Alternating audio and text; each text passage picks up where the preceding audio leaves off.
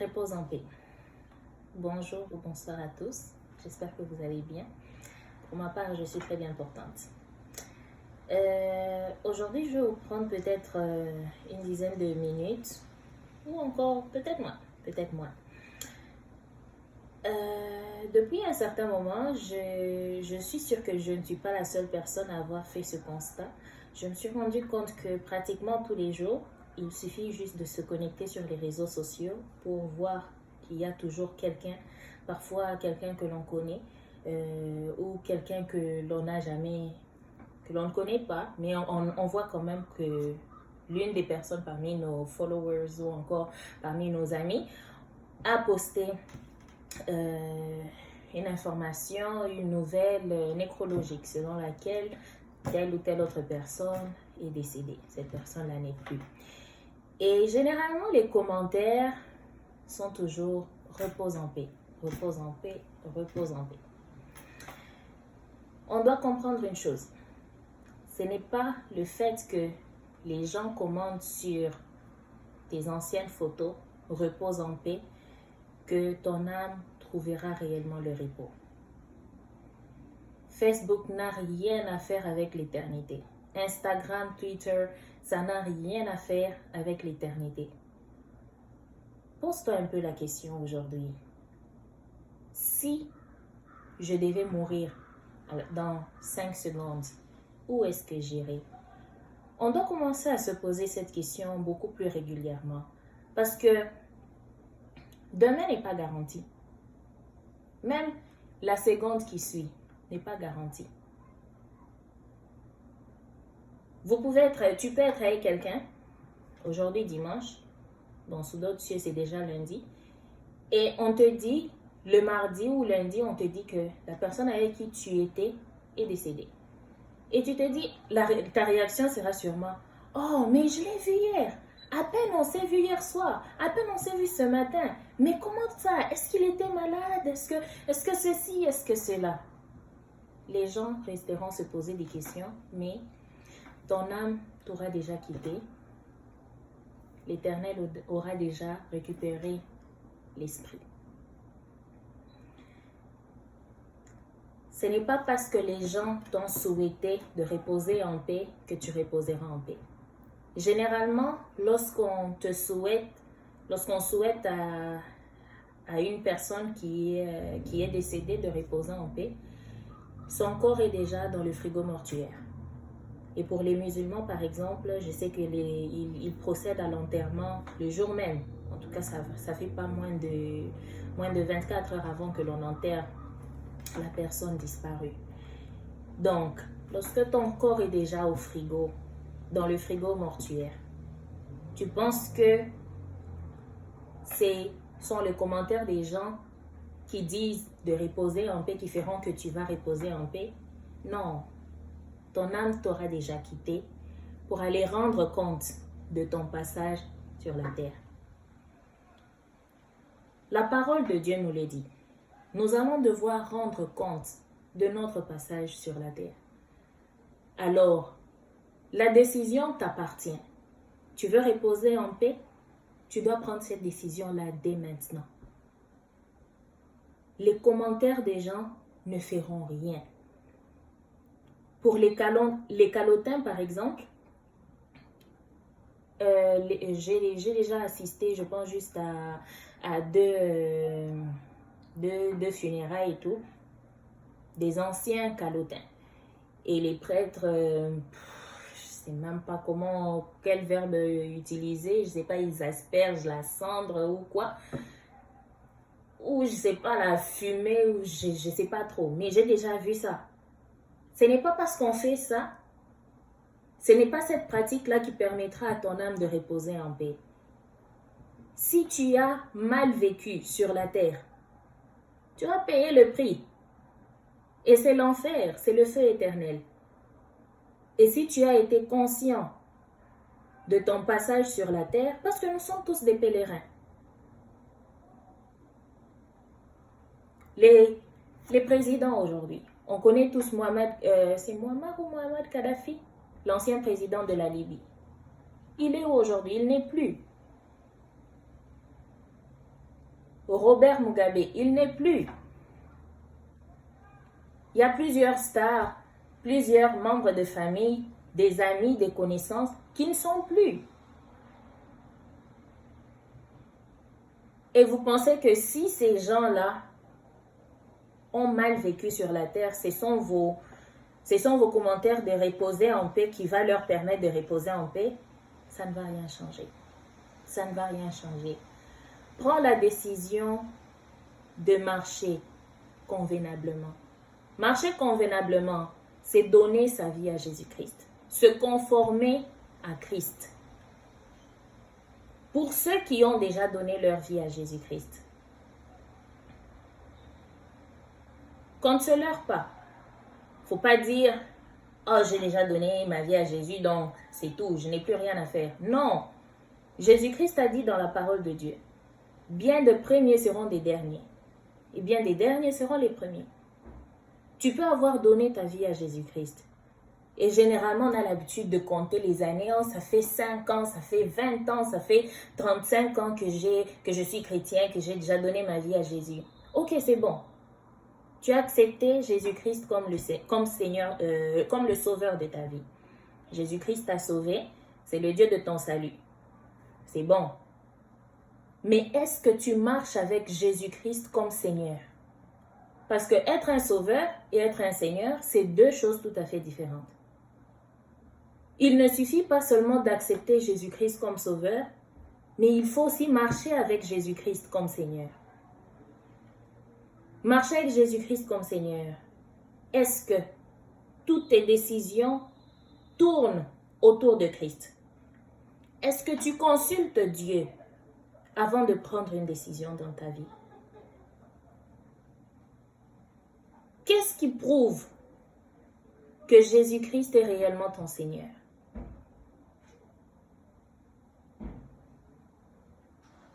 Aujourd'hui, plusieurs personnes qui servent même dans l'église. Combien de choristes?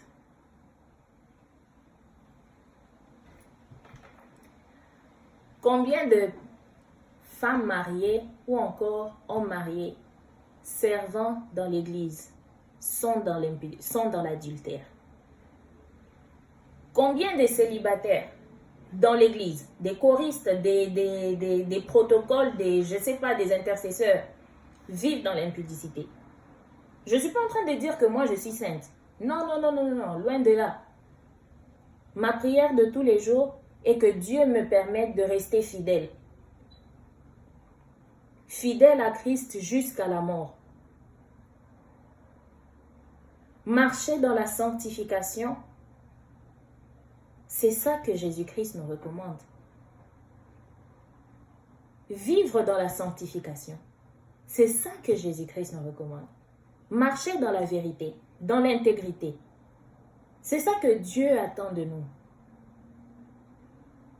Tu as beau accepter Jésus-Christ comme sauveur, mais s'il n'est pas le Seigneur de ta vie, tu es probablement en train de perdre ton temps.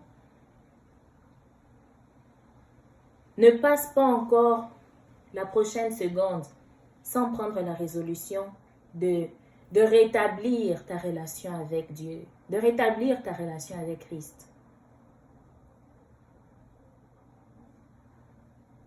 Si tu veux réellement reposer en paix, parce qu'on ne va pas se voiler la face. Nous ne sommes pas éternels. Nous mourrons tôt ou tard. La pandémie du coronavirus, ça a emporté plusieurs personnes. Parfois même nos membres de famille. Parfois même des amis, des personnes avec lesquelles nous étions vraiment proches. La mort ne prévient personne. Ne crois pas que tu as encore suffisamment de temps. Les gens disent généralement, je vais venir à Christ, je vais venir à Christ peut-être dans 5 ans, dans 2 ans. Qu'est-ce qui te prouve que tu seras encore en vie même dans une année? Qu'est-ce qui te prouve que demain matin tu vas te réveiller? Tu n'as aucune garantie. Ne crois pas que tu as le pouvoir sur le temps. Le temps n'attend personne. Aujourd'hui, ici au Canada, c'est le 31. Oh, c'est le 1er. Hein? le 1er août. Le 1er août 2021. Le mois de juillet est fini. De l'année 2021, on ne va plus revivre le mois de juillet. Les jours passent, on ne peut plus revenir en arrière. Tu as déjà probablement perdu beaucoup de temps. N'en perds pas encore plus. Si tu es en Christ, demande au Saint-Esprit de te permettre de garder la conscience de la présence de Dieu. Parce que quand tu es conscient de la présence de Dieu, tu ne vas pas te comporter de n'importe quelle manière. Tu n'agiras pas de n'importe quelle manière. Parce que tu vas commencer à te poser la question, est-ce que mon Seigneur est content de mes actions? Est-ce qu'il est fier de ce que je fais?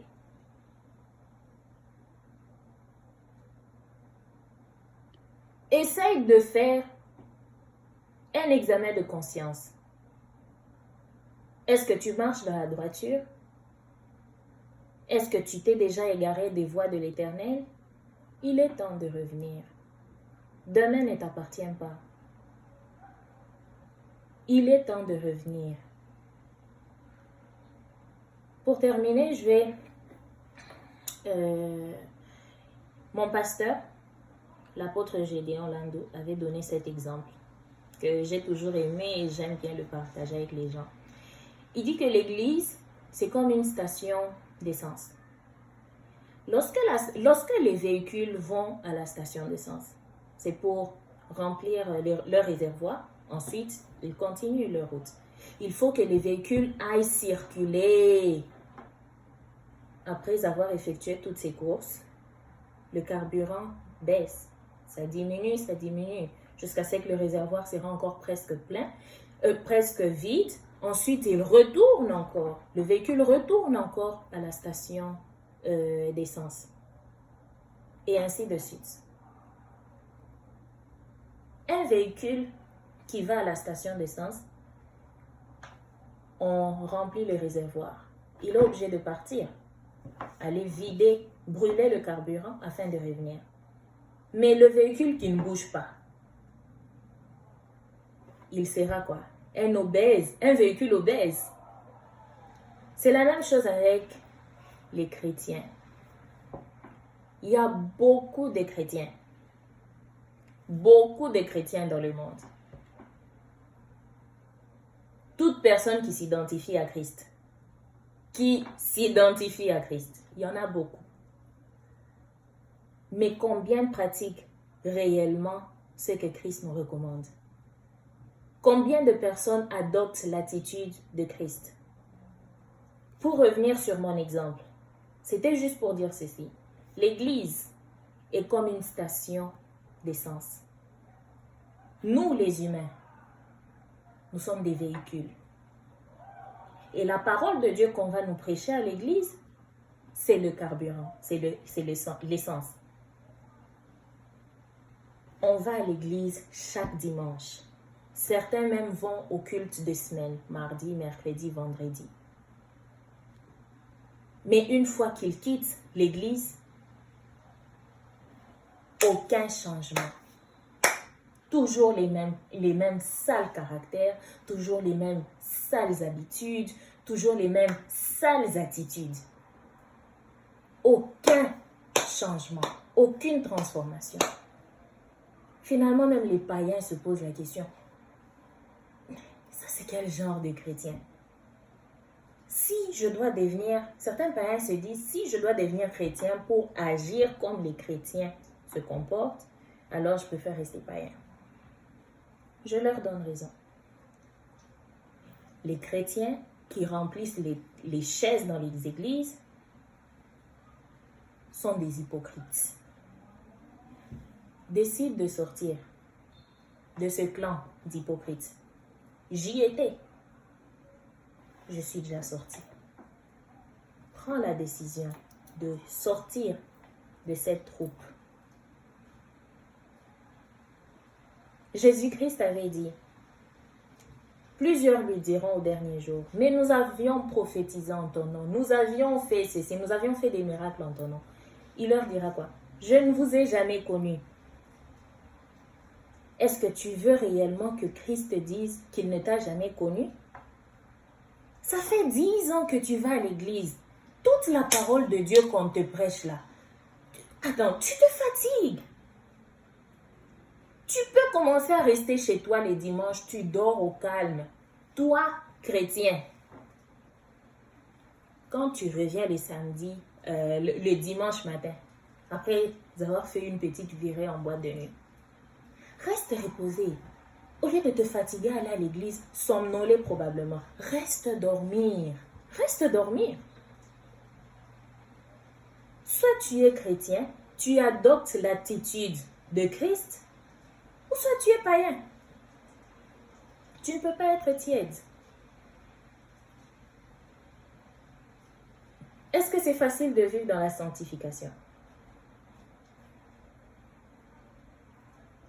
Si on demeure dans la chair, c'est tout à fait impossible. Mais c'est pour ça que le Saint-Esprit est là. Et seuls ceux qui s'identifient à Christ dans la vérité, ceux qui ont déjà reçu Christ dans la vérité, comme Seigneur et qui marchent avec Christ comme ceux qui ont déjà reçu Christ comme Sauveur et qui marchent avec Christ comme Seigneur, ceux-là sont animés du Saint-Esprit. Et le Saint-Esprit les fortifie. Prends la décision de suivre Christ dans la vérité.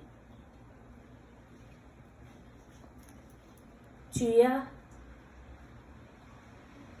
ce beau bijou chez toi, mais tu l'as déjà abandonné dans un tiroir.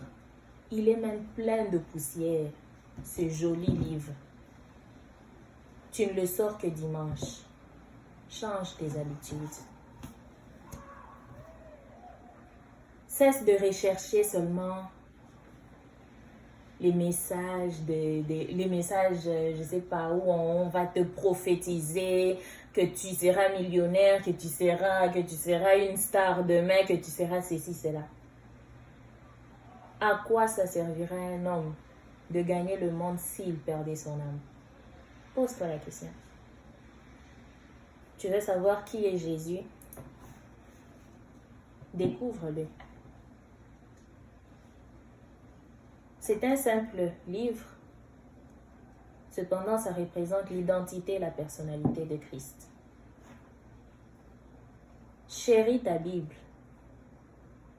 Prends plaisir à la méditation. Va qu'à la prière. Et que le Saint-Esprit t'éclaire. Et pour ceux qui sont déjà en Christ, qui prient dans la vérité, il ne faut pas chercher à être sauvé seulement vous. Parlez de Christ à vos membres de famille. Certains de vos membres de famille ne croient même pas que vous êtes chrétien. Parlez de Christ à vos membres de famille, à votre entourage. Jésus-Christ lui-même prêchait quoi? Le changement d'attitude. Il recommandait aux gens de changer d'attitude. Toi qui es déjà chrétien, fais comme moi. Je me bats. Je prêche à ma famille avant de me tenir là pour faire des vidéos. Prêche à ta famille, prêche à ton entourage. Aie la compassion des âmes afin que le plus grand nombre soit sauvé. Bon dimanche, bonne semaine, bon mois d'août, plein succès à tout le monde et à la prochaine.